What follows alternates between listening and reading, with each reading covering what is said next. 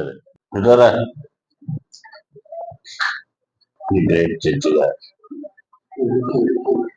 నువ్వు పక్కన నిలబడు అటు ఇటు జడ్జికి మరి ఇద్దరు ఎస్కట్లు అవుతాట మిగతా ఫ్రెండ్స్ కూడా పెట్టండి కాస్త సూపర్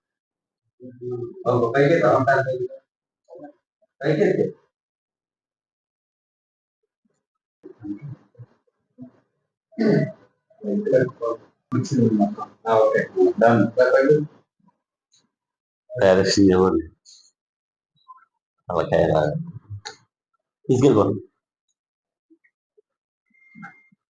జడ్జి గారు వైజాగ్ ఎందుకు వెళ్తారండి వైజాగ్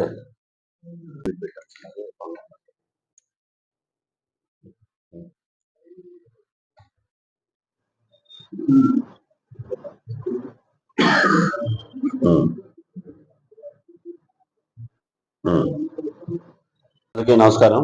ఈరోజు ఏలూరు కొత్తపేటకు చెందినటువంటి నామాల నిర్మల ఇలియాస్ సామంతుల నిర్మల అనే ఆవిడ ఇచ్చినటువంటి ఫిర్యాదు మేరకు తను 2022 సంవత్సరంలో వివాహం చేసుకుంది.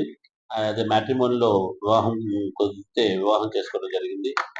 మళ్ళా మొదలుపెట్టిన మన కొత్తపేటకు చెందినటువంటి నామాల నిర్మల ఇలియాస్ సామంతుల నిర్మల అనే ఆవిడ ఇచ్చినటువంటి ఫిర్యాదు మేరకు మహిళా పోలీస్ స్టేషన్లో ఒక కేసు రిజిస్టర్ చేయడం జరిగింది. ఆ క్రైమ్ నంబర్ 164లో అంశాలు బట్టి ఇందులో ముద్దాయి అయినటువంటి ఈ నామాల నరేందర్ ఇలియాస్ నరేందర్ అనే అతను నామాల నరేందర్ అనే అతను మ్యాట్రిమోనీలో ఈ అమ్మాయికి పరిచయం అవుతాడు. పరిచయం అయిన తర్వాత కొంతకాలానికి ఈ అమ్మాయి వాళ్ళు ఇద్దరు ఒకరినొకరు ఇష్టపడినట్టుగా ఇతను మాయమాటలు చెప్పి అమ్మాయిని చేసుకోవడంతో వాళ్ళ తల్లిదండ్రులకు చెప్తే వాళ్ళ తల్లిదండ్రులు ఆ అమ్మాయిని చేయలేదు. తర్వాత వీరిద్దరూ కూడా 2019 ఆర్య సమాజంలో ఏలూరులో పెళ్లి చేసుకోవడం జరిగింది. తర్వాత తల్లిదండ్రులను ఒప్పించుకోవడానికి ప్రయత్నంలో భాగంగా ఈ అమ్మాయి వాళ్ళ తల్లిదండ్రులు చెప్తే తల్లిదండ్రులు సరే ఎలా పెళ్లి చేసుకుంది కదా అని చెప్పేసి పిలిపిస్తే ఇతను తల్లిదండ్రులు పిలిపిస్తే మా వాడు జడ్జి కాబట్టి ఎక్కువ కట్నం ఇవ్వమని చెప్పారు. వీళ్ళు కూడా ఆ మాటలు నమ్మి 75 లక్షలు డిమాండ్ చేస్తే అప్పుడు ఉన్నటువంటి పరిస్థితుల్లో ఒక 25 లక్షలు ఇచ్చి ద్వారకా తిరుమలలో వివాహం చేయడం కూడా జరిగింది. తదుపరి ఇతను ఈ అమ్మాయిని తీసుకెళ్లి ఖమ్మంలోను అదేవిధంగా అక్కడి నుంచి ఇతను చీటింగ్ చేసుకుంటూ ఇతను జడ్జిని చెప్తూ నమ్మబలుకుతూ అలానే ఖమ్మంలోను తర్వాత వరంగల్లోను హైదరాబాద్లోను ఇతని మీద అనేక కేసులు పట్టడం జరిగింది. ఈ అమ్మాయిని కూడా హింసించడం జరుగుతుంతో పాటు ఈ రోజు అతను జడ్జిని నమ్మబలకంతో పాటు మరలా 50 లక్షల రూపాయలు ఇస్తేనే కానీ ఈ కాపురం ఉండదని చెప్పేసి చేయడంతో ఆ అమ్మాయి ఏం చేసే దిక్కులేక తిరిగి ఏలూరు రావడం జరిగింది.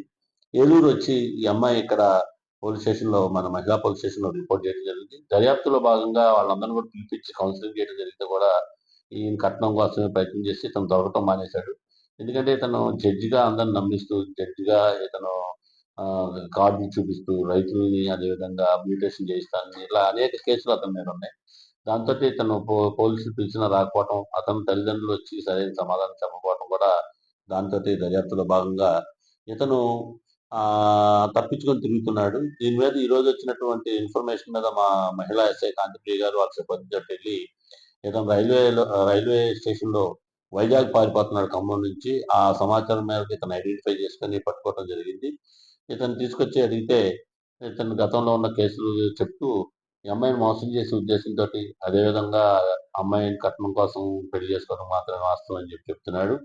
కాబట్టి అందరికీ మ్యాట్రిమోనీలో వచ్చినటువంటి సరైన బ్యాక్గ్రౌండ్ వెరిఫై లేకుండా చేసుకోవడంతో ఇట్లాంటి వ్యక్తులు నకిలీ జడ్జెస్ గా చలామణి అవుతూ అనేక రకాల నకిలీ జడ్జి అని అనేక రకాల మారు వేషాలతో మీరు గతంలో చూస్తుంటారు. ఒక ఇస్రోలో ఉద్యోగం అని చెప్పేసి ఇక్కడ మన భీమడోల అమ్మాయిని మోసం చేయడం జరిగింది.